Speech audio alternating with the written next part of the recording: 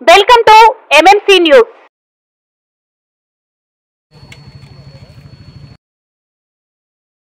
Protocol అంటే నా favourite subject అనుకుంటారు.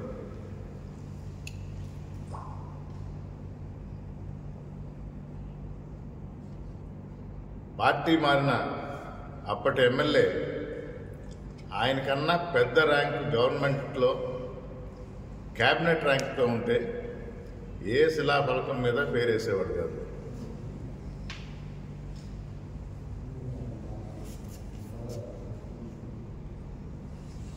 మొన్న నగరవనంలో ప్రోగ్రాం జరిగింది. వెంకటగిరి ప్రజలందరికీ తెలుసు నగరవనం ఎప్పుడు ఆలోచన వచ్చింది, దానికి పునాది పడింది, అభివృద్ధి మొదలైంది. వెంకటగిరిలో ఎవరైనా అడుగుతారు, విలేకరుల మిత్రులు అందరికీ తెలుసు. పెద్దిరెడ్డి రామచంద్రారెడ్డి గారు ఫారెస్ట్ మినిస్టర్గా, నేను వెంకటగిరి నియోజకవర్గ ఇన్ఛార్జిగా వేసినప్పుడు టౌన్ డెవలప్మెంట్కి ఫారెస్ట్ ల్యాండ్ అడ్డంగా ఉంది, దానికి రెండింతలు వేరే దగ్గర ఇస్తాము, దాన్ని అలాట్ చేయండి అని అడిగితే రూల్స్ ఒప్పుకోవు వాళ్ళు. సరే, ప్రజలకు ఉపయోగపడేలా ఏ విధంగా చేయొచ్చు అని ఆలోచించి 110 ఎకరాల్లో నగర వనంగా తీర్చిదిద్దుతాము, తిరుపతిలో ఉంది, నెల్లూరులో పెట్టారు, మీకు కూడా ఇస్తామని చెప్పి ఆయన చెప్పిన తర్వాత పని మొదలైంది. వైఎస్ఆర్ కాంగ్రెస్ ప్రభుత్వంలో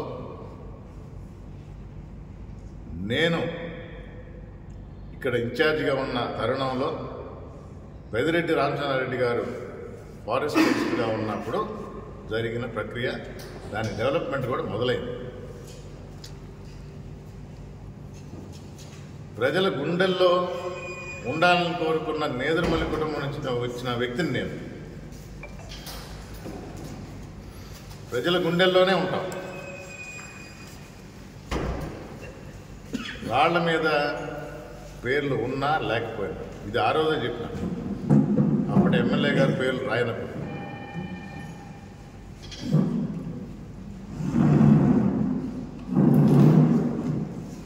మొన్న ప్రారంభోత్సవం అన్నారు, మరి ఏం పూర్తయిందని ప్రారంభోత్సవం చేశారో నాకైతే అర్థం కాల.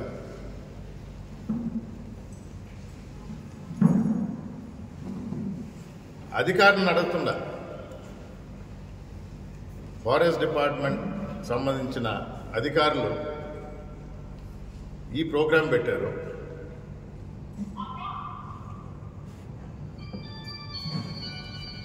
ఎమ్మెల్యే గారి పేరు పెట్టారు, బాగుంది. ఇదే ప్రజలు ఎన్నుకున్న వైఎస్ఆర్ కాంగ్రెస్ పార్టీకి చెందిన ఎంపీ గారి పేరు ఎందుకు లేదు? ఒక దళితుడనా? దళిత ఎంపీకి చులకన చేసి చేయటం ఇది? అధికారులు జవాబు చెప్పాల్సి వస్తుంది.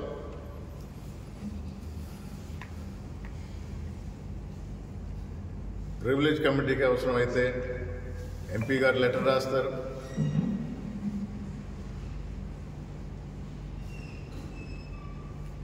దానిలో ఇంకొక విషయం కూడా చూసినా, అసలు ఫారెస్ట్ మంత్రి పేరు కూడా లేదు. ఎవరయ్యా ఫారెస్ట్ మంత్రి అంటే ఆయన డిప్యూటీ సీఎంగానే చూస్తారు. కూటమిలో అసలు ఆ కూటమికి దగ్గర తీసుకురావడానికి, ప్రభుత్వం స్థాపించడానికి ముఖ్యమైన ఆ నాయకుడి పేరు, ఆ ఫారెస్ట్ మంత్రి పేరు, ఆ డిప్యూటీ సీఎం పేరు లేనే లేదు. అడగాల్సిన సైనికులు వేరే మహిళలు అడగాలి. నేను ప్రోటోకాల్ గురించి వారికి సంబంధించి నేను అడగను, కానీ మా ఎంపీ గారి పేరు ఎందుకు లేదు? తప్పకుండా దీన్ని కరెక్ట్ ఫోరం తీసుకుపోయి ఇష్యూని రేజ్ చేసి మా ఎంపీ గారికి విషయం తెలియజేయడం జరిగింది. అధికారులు ఇబ్బంది పడొద్దని మరొకసారి విన్నవించుకుంటున్నారు. మౌఖిక ఆదేశాల మేరకు చేస్తే ఇబ్బంది పడేది మీరే.